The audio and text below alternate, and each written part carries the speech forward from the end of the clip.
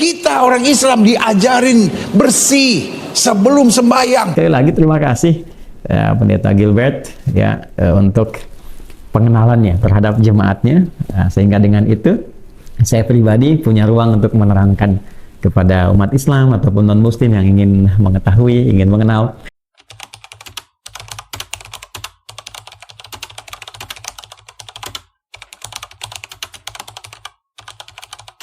Assalamualaikum warahmatullahi wabarakatuh. Khutbah Pendeta Gilbert Lumaindong yang disampaikan tentu terbatas di kalangan jemaat beliau. Kita orang Islam diajarin bersih sebelum sembahyang, cuci semuanya. Saya bilang lu 2,5. Gua 10%, bukan berarti gua jorok. Disucikan oleh darah Yesus. Pasti bayar perpuluhan dia. Puas banget dia seminggu sekali, gak usah cuci-cuci, ya kan? Gak usah bergerak-bergerak. Kita kan bayar 10%, makanya kita kebaktian tenang aja, ya kan? Paling berdiri nyanyi tempat, santai, ya kan? Tapi kok 2,5, setengah mati.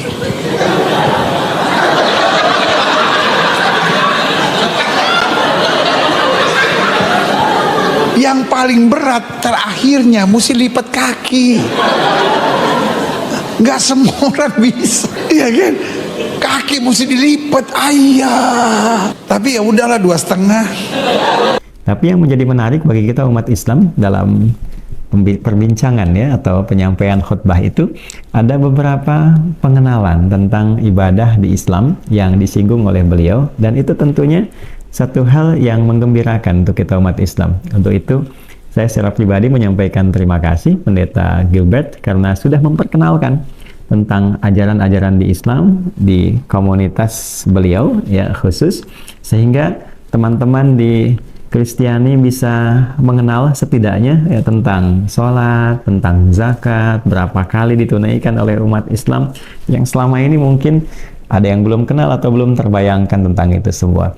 Dan ini juga memberikan peluang kepada kita semua untuk semakin menggali, mencintai, dan mempraktekkan lebih baik dan lebih khusyuk lagi, khususnya tentang beberapa bagian dari ritual ibadah yang beliau sempat singgung di lingkungan jemaatnya. 3 hal ini yang kami catat adalah satu tentang sholat, kemudian yang kedua tentang zakat, serta keterkaitan sholat dengan zakat. Ya, ketika seseorang menetapkan Allah sebagai Tuhannya, lantas mengatakan asyhadu an la ilaha illallah wa asyhadu anna muhammadar rasulullah, itu menariknya Quran meminta kita untuk menghadirkan keyakinan paripurna, sehingga ketika kita bersyahadat itu diawali dengan basic keilmuan yang kuat. Kenapa Tuhannya harus Allah? Maka Allah sendiri mengatakan di Quran surah 47 ya, Muhammad SAW di ayat ke-19, fa'lam, maka engkau mesti punya pengetahuan kan, annahu la ilaha illallah, untuk menetapkan dan mengokohkan pada dirimu bahwa tidak ada Tuhan selain Allah. Apa ilmu yang terkait dengan itu? Maka di situ ada yang dikenal dengan ilmu akidah. Kenapa Tuhannya mesti Allah? Kenapa bukan yang lain? Apa unsur logikanya? Kenapa Tuhan mesti satu dan sebagainya? Itu diurai sedemikian detil, sehingga dengan detil itu kita punya keyakinan paripurna, dan di saat itu pun tidak dipaksa ya, la ikraha fid din, gak boleh ada paksaan sampai menemukan kebenaran yang sejati ya. Setelah itu pun diminta menghormati yang lain, lakum dinukum waliyadin ya, masing-masing silahkan membawa konsekuensi itu saat kembali kepada Tuhan yang diyakini itu, lantas pertanggungjawabkan. Itulah indahnya dalam Islam, tidak ada ruang dalam keyakinan pun kecuali mesti punya basic pengetahuan. Minta untuk bertanya dulu secara kritis, kenapa Tuhannya Allah, kenapa mesti satu, kenapa Tuhan tidak boleh 2 atau lebih, kenapa Tuhan bla bla bla tidak dilahirkan, tidak melahirkan, tidak punya sekutu dan sebagainya. Setelah tuntas ini dan diterima dengan logika yang benar, ya kan? Jadi aspek rasionalitasnya apa, dalilnya apa, sampai muncul dengan itu semua keyakinan paripurna.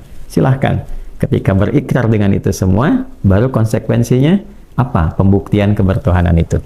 Jika seseorang mengatakan saya beriman, yakin tanpa ragu, yakin kan bahasa hati, yakin tanpa ragu akan satu-satunya Tuhan yang dipertuhankan, maka pembuktiannya apa? Dia butuh pembuktian. Nah, di titik inilah sholat menemukan momentumnya. Innani, sungguh aku tegaskan, tidak ada ragu di dalamnya bahwa aku, ya, innani anallah, akulah satu-satunya Tuhan yang dipertuhankan dan disembah. Jadi Allah itu punya dua arti utama. Satu-satunya yang dipertuhankan, kemudian satu-satunya yang disembah. Nah, setelah itu, la ilaha illa ana, maka detailnya, kalau sudah bertuhan kepada Allah, komitmen pertama menegaskan bahwa tidak ada Tuhan selain Allah. Satu-satunya yang dipertuhankan hanya Allah. Nah, lalu setelah kita bertuhan kepada Allah, pembuktiannya apa? Fa'budni. Konsekuensinya, buktikan kebertuhanan itu dengan menyembah. Gitu kan? Ya, kalau komitmen kita bertuhan, artinya kan kita hamba, ada Tuhan. Pembuktiannya kan menyembah Tuhan ya. Ya kan? Pembuktian utama keimanan pada Tuhan. Caranya bagaimana? Didetilkan. Wa aqimis sholat. Tunaikan sholat. Wa aqimis sholat lidzikri. Tunaikan sholat itu sebagai pembuktian kebertuhanan engkau kepada aku. Supaya engkau terkoneksi. Dalam arti terkoneksi itu terhubung, kita sebagai hamba, Allah sebagai Tuhan. Nah, ibadah yang menunjukkan konektivitas kita kepada Allah, yang sekaligus menggambarkan kita ini hamba, membuktikan kebertuhanan kepadanya dan terkoneksi kepadanya, disebut dengan sholat. Nah, jadi sholat itu sesungguhnya adalah pembuktian komitmen kita dalam bertuhan kepada Allah. Jadi Allah nggak butuh sholat kita. Ya, Allah nggak perlu ruku kita, sujud kita. Kita yang membuktikan kebertuhanan kita itu kepada Allah. Jadi konsekuensi logis seseorang bertuhan itu terlihat kepada sholatnya, pada ibadahnya. Itulah sebabnya dalam sholat kita katakan bagi umat Islam, iyyaka na'budu. Ya Allah, hanya kepada Engkau lah kami buktikan sekarang, kami menyembah, kami bertuhan, kami sholat. Nah, itu poinnya, ya. Jadi kalau ditanya kenapa orang Islam sholat, maka jawaban yang pertama adalah untuk membuktikan kebertuhanan kita kepada Allah, menunjukkan komitmen bertuhan kita kepada Allah. Pembuktiannya lewat apa? Sholat. Ya. Baik, bagaimana caranya? Diajarkan dari mulai alasan rasionalitasnya, mengapa sholat, kenapa dinamakan sholat. Lalu yang pertama diterangkan kepada kita tentang waktu-waktu penunaiannya. Bahkan spesifik, Allah perintahkan pada Nabi Muhammad melalui malaikat Jibril alaihissalam, ya kan, disampaikan nama-nama waktunya dari mulai subuh, kemudian zuhur, asar, maghrib, isya. Ini menarik teman-teman di 5 aspek ini: subuh, zuhur, asar, maghrib, isya. Ini menjadi menarik 5 bagian ini karena penamaan ini begitu spesifik. Ya, saya ambil contoh misalnya subuh, kemudian siangnya zuhur, ya kan? Subuhnya pun subuh, punya 2 nama, fajar. Ya, dia tidak disebut dengan sobah, tapi subuh dan fajar. Siang itu bahasa Arabnya nahar. Nahar, ya, tapi sholatnya kok zuhur. Sore bahasa Arabnya masa, tapi sholatnya asar. Maghrib sampai isya, ya, isya. Ini menarik sekali dan ini ada maknanya. Kalau kita panjang membahas tentang sholat, Anda bisa lihat edisi tentang penjelasan sholat, beberapa ada episode yang kami terangkan. Ini semua ada maknanya dari waktunya. 5 waktu dan minta dijaga. Ya, aqimis sholata liduluki syamsi ila ghasaqil laili wa qur'an al-fajr inna qur'an al-fajri kana mashhuda. Di Quran surah ke-17, ya, dan surah 17 ini juga surah Al-Isra, dasar dari diwajibkannya sholat. Di Islam itu lengkap sekali. Diperintahkan sholat, ya kan? Diberitahu ini artinya sholat, kapan ini diberikan perintahnya, dalam peristiwa apa dalilnya, bagaimana melacak dan menemukannya, sejarahnya bisa ditemukan di mana, situsnya masih ada apa enggak, peristiwanya terjadi kapan, referensinya apa, lengkap sampai dengan sekarang.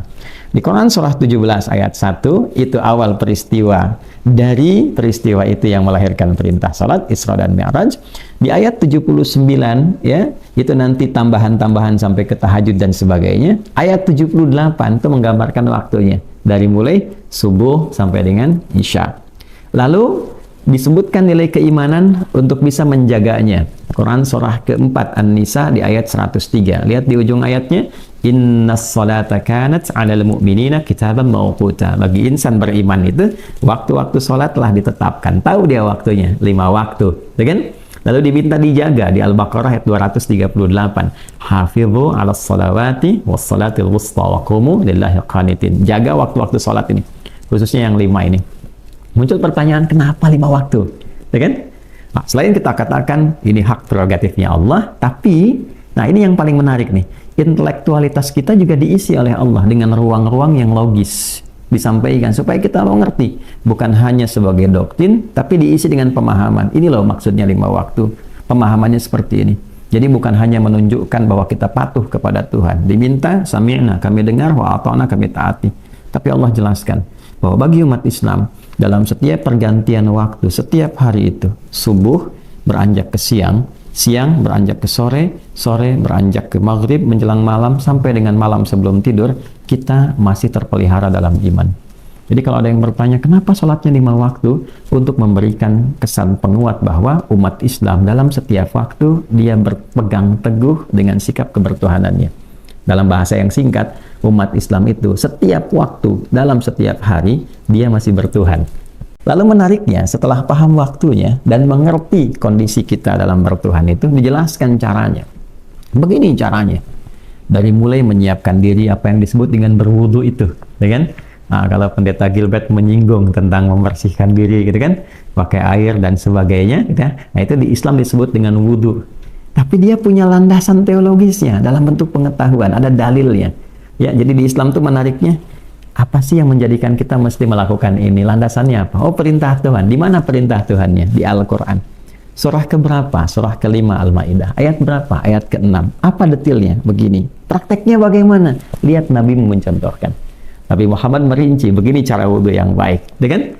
Dari mulai berniat, ya, kemudian mencuci tangan, sampai terus kita sempurnakan sampai ke ujung kaki. Dijelaskan maknanya. Kenapa disebut wudhu?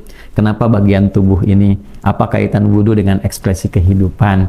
Lalu bagaimana kita menyucikan dengan baik sehingga ketika dibawa kita menghadap kepada Tuhan dalam sholat, diri kita pun dalam keadaan bersih dan baik. Dijelaskan sampai ke situnya sehingga menjadi syarat untuk menunaikan sholat.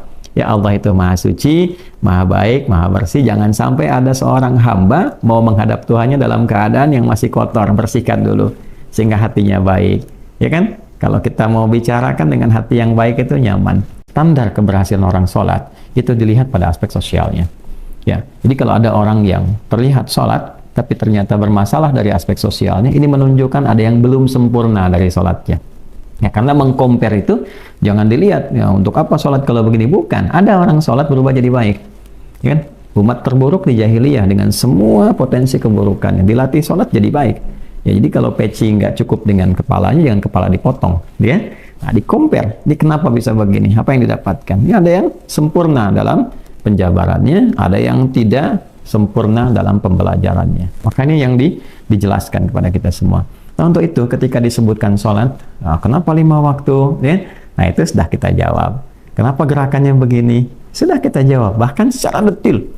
Dari mulai bersedekap, kenapa tangan yang kanan menutup punggung yang kiri? Ini maksudnya apa? Ada maknanya.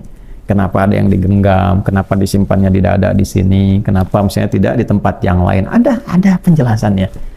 Dan itu dijelaskannya, paling menarik adalah dalil secara ritualnya, lalu penjelasan rasionalnya. Dan penariknya, penjelasan rasional ini diawali kadang-kadang dengan sebuah peristiwa. Ada peristiwa begini, hikmahnya begini. Turunlah kemudian menjadi gerakan atau bacaan yang ditunjukkan lewat sholat. Ini sesuatu yang indah. Ya, yang kesimpulannya adalah mustahil ada manusia yang bisa berkreasi merangkai semua gerakan dan bacaan. Ini sangat mustahil. Ya, ini menunjukkan bahwa ini satu kebenaran yang bersumber dari Tuhan. Ya, bagaimana dalilnya bisa dilacak, referensinya ditemukan, kemudian juga contohnya bisa kita temukan, situsnya masih ada sampai dengan sekarang, ya kan? Dan ini yang paling menarik, semua praktiknya seragam, semua ke bumi. Ya, jadi tidak ada misalnya begini, di Arab orang sholat pakai bahasa Arab, lalu di Amerika pakai bahasa Inggris, di Indonesia pakai bahasa Indonesia, atau di daerah pakai bahasa daerah. Itu nggak ada. Ya, jadi kalau ada satu hal yang di setiap tempat itu dipraktekkan dengan cara yang beda-beda, ini menunjukkan tanda awal bahwa itu kreasi manusia. Di sholat itu nggak ada biaya. Nah, di Islam itu menarik sekali ya. Sholat, pembuktian bertuhan, tidak ada biaya, karena Tuhan kita bukan Tuhan materi. Ya, yang punya sifat materialistis, tidak ada. Ya, jadi sekali lagi, Tuhan bahkan tidak butuh ruku dan sujud kita, karena ini konsekuensi bertuhan kita.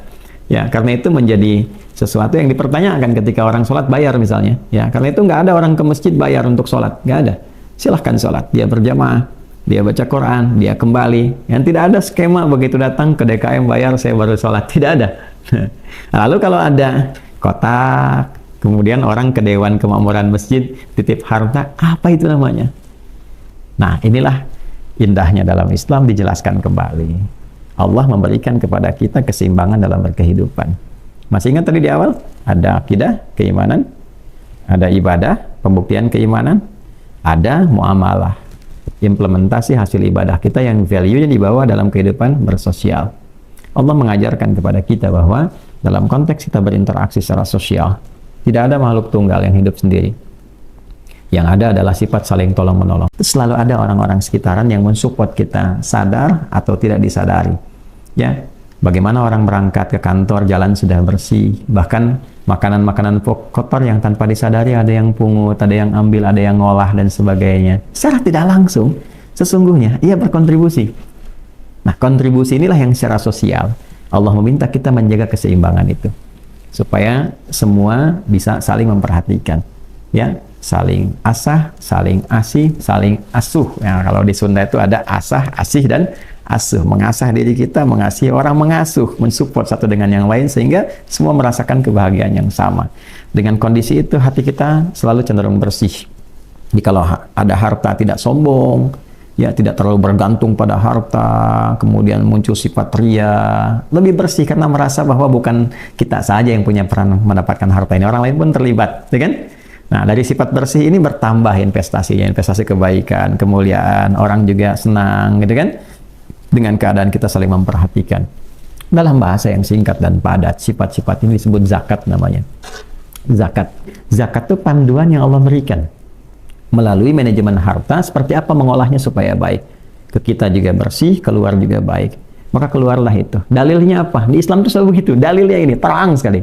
Ya, dan saking jelas dan terangnya ini, tidak ada ruang-ruang bagi kita itu untuk berkreasi.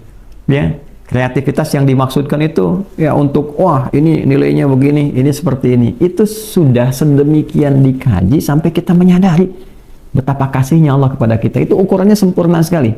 Ya, yang saya maksud sempurna itu begini. Kadar bagi zakat harta secara umum itu di 2,5% standarnya. Ya, baik. Ketika orang punya kebun, bahkan dilihat detailnya. Ini airnya dari alam, hujan, atau dia menggunakan sistem irigasi sehingga keluar biaya. Itu diatur lagi. Jadi yang dari hujan ini bisa 10%, yang kalau menggunakan irigasi 5%. Nah, kenapa yang ini harta umum, misalnya emas atau profesi 2,5, yang ini 5, yang ini 10, itu ada penjelasan lagi. Detail sekali. Bahkan kalau hewan ternak itu, antara kambing misalnya, kemudian sapi atau kerbau ke unta, itu bisa beda lagi. Bahkan sampai ke usianya. Usia berapa ini baru boleh keluar. Sampai psikologi hewannya dilihat. Itu indahnya.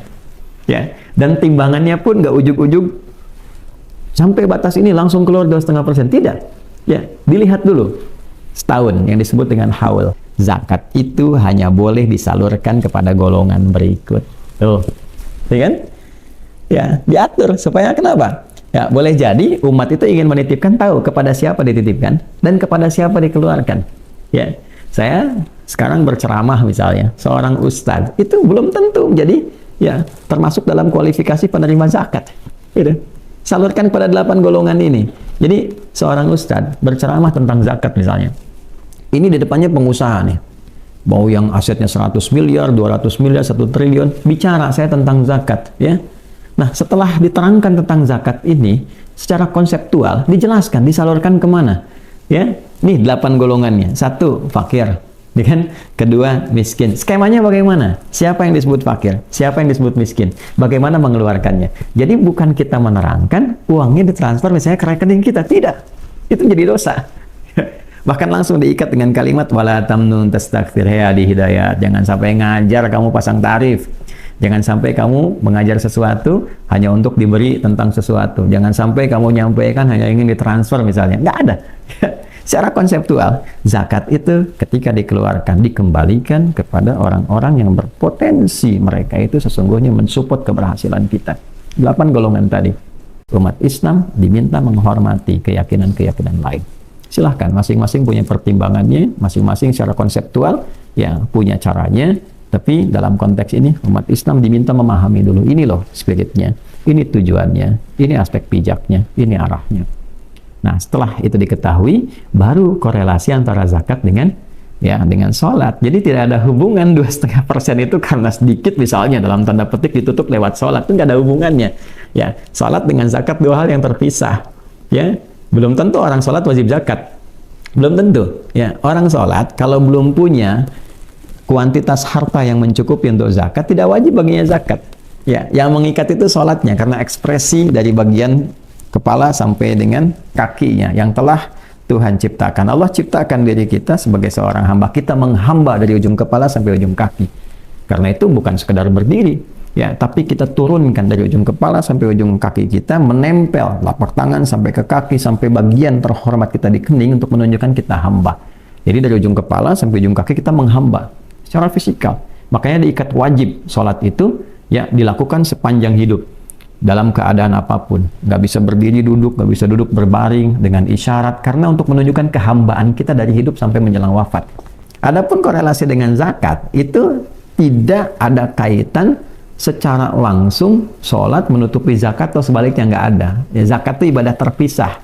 Ya, skemanya adalah skema sosial dengan tujuan yang tadi telah disampaikan. Jadi bukan karena 2,5% ditutup dengan 5 waktu dalam sholat 17 rakaat, nggak ada hubungan. Ya, sekali lagi, orang yang sholat belum tentu dia zakat kalau belum masuk nisabnya, punya kecukupan harta yang harus dikeluarkan, belum masuk haulnya, durasi waktu yang bisa dikeluarkan. Sebaliknya, orang zakat sebesar apapun nggak sholat, salah dia, dosa, tetap dosa. Jadi di Islam tuh nggak bisa sholat ditutup zakat, nggak bisa. Sholat ditutup infak nggak bisa, ya. Bahkan orang mau infak, harta dia sebumi untuk tutup sholat itu nggak bisa, tetap sholat. Karena sholat itu ada persamaan di dalamnya. Mau kaya, mau miskin, mau crazy rich, ya, mau rich yang tidak crazy, mau crazy yang tidak rich dan sebagainya. Ya, sepanjang masih punya sifat penghambaan, semua sholat dengan cara yang sama. Ya, presiden dengan rakyat. Nah, untuk pengetahuan bagi teman-teman di non-muslim, di Islam itu aspek ibadah secara umumnya dibagi 3 bagian. Ada ibadah fisik, seperti sholat, ini fisik saja, tidak ada harta di dalamnya. Ya, kecuali pakaian yang melekat pada tubuh kita untuk menutup aurat. Dan yang kedua adalah ibadah harta. Jadi keluarnya dalam bentuk harta sebagai kepatuhan, ketaatan kita pada Allah Subhanahu wa taala. Ya, skemanya ada zakat dengan kualifikasi tertentu, ada infak seperti tadi yang telah saya sampaikan, nah secara umum itu disebut dengan sedekah. Sedekah itu nama umum bagi semua bagian ibadah. Yang ketiga ada gabungan antara fisik dengan harta. Ya, jadi untuk menunaikan ibadah fisik itu perlu harta disiapkan. Contohnya apa? Haji, umrah. Orang nggak mungkin berangkat tanpa ada persiapan harta. Maka ada yang nabung. Masya Allah di daerah itu investasinya dari mulai tanah dibeli, berapa tahun dijual hanya untuk bisa umrah, bisa haji, gitu kan? Nah, ketika sampai ke sana ibadahnya ibadah fisik. Tawaf 7 putaran mengelilingi Ka'bah, bukan cuma berputar-putar, ada artinya lagi, ada ayatnya, ada dalilnya, ada tujuannya, ada hikmahnya, dan ada pembuktian standar keberhasilannya. Lalu kemudian sa'i, ya, lalu tahallul itu yang umrah setelah miqat ya sebelumnya dilalui. Lalu haji itu nanti ada wukuf di Arafah, ada lontar jumrah dan sebagainya, ibadah fisik semua. Tapi basicnya adalah ada harta yang dipersiapkan. Karena itu ada ONH, ongkos naik haji, kan, ada pengelolaan dan sebagainya. Nah, itu gabungan antara fisik dengan harta, dan semua ada tujuannya, ada latihannya, dan ada konsepsi keduniaannya, ada nanti dampak keyakinan akhiratnya. Kalau kita kerjakan begini, meninggal, nanti setelah meninggal apa dijelaskan, runtut sekali. Ya, minimal kita punya harapan. Kalau ada orang nggak percaya itu pilihannya masing-masing, tapi kan sama-sama meninggal. Ya, bagi yang mengerjakan ini kita punya harapan. Saya meninggal, dia meninggal. Ya, artinya kalau saya kerjakan ini, saya punya harapan. Disebut yaumul akhir, di akhir saya punya harapan, ya kan? Setelah saya meninggal, dijelaskan saya kerjakan ini, akhirnya akan seperti ini. Orang yang nggak percaya kehidupan setelah akhirat, dia meninggal juga. Ya, kalau ada kehidupan, artinya rugi dia kan? Ya, bagi kami yang mengerjakan, ada atau tidak ada kehidupan, kita telah menyiapkan sebelumnya. Kalau ada pembuktian, kalau tidak ada ruginya. Ya, tapi karena kita punya keyakinan, punya Tuhan, dan kita bertuhan, dan kita yakin ada kehidupan setelah kematian, kita siap-siap. Nah, ini gambarannya. Ya, secara umum, inilah gambaran di dalam Islam. Jadi bagi non-muslim, yang mau belajar juga silahkan ya, mempelajari. Di Islam itu luas sekali. Anda mau tanya apa silahkan. Dan pada akhirnya yang paling indah lakum dinukum waliyadin. Saling menghormati, ya, saling memberikan ruang untuk bisa berdialog, dan dengan itu memberikan toleransi. Dalam ibadah itu zero tolerance. Zero tolerance itu maksudnya masing-masing saling menghargai. Ya, umat Islam di masjid, sholatnya di masjid, adzan di masjid, Yang Kristen di gereja silahkan, apapun yang dikerjakan dari ritual. Jangan sampai terbalik-balik, umat Islam adzan ke gereja misalnya kan, jadi dibalik dan seterusnya. Silahkan, tapi saling menghormati. Dalam konteks ibadah sosial, semua bekerja sama. Mencintai negara kita, bangsa kita, bekerja sama, membangun harmoni, gitu kan? Kemudian bekerja sama membangun, bersikap yang baik. Jadi apapun posisinya. Dan itulah pembuktian nilai-nilai kemuliaan dan value keislaman kita dalam konteks berkehidupan. Itu yang disebut dengan rahmatan lil alamin. Jadi sekali lagi terima kasih Pendeta Gilbert ya untuk pengenalannya terhadap jemaatnya, sehingga dengan itu saya pribadi punya ruang untuk menerangkan kepada umat Islam ataupun non-Muslim yang ingin mengetahui, ingin mengenal. Ya lebih daripada itu, kita saling menyayangi satu dengan yang lainnya, membangun, memotivasi dalam memakmurkan negara kita tercinta, menjaga keteduhan ya dan harmoni di lingkungan kita bersama.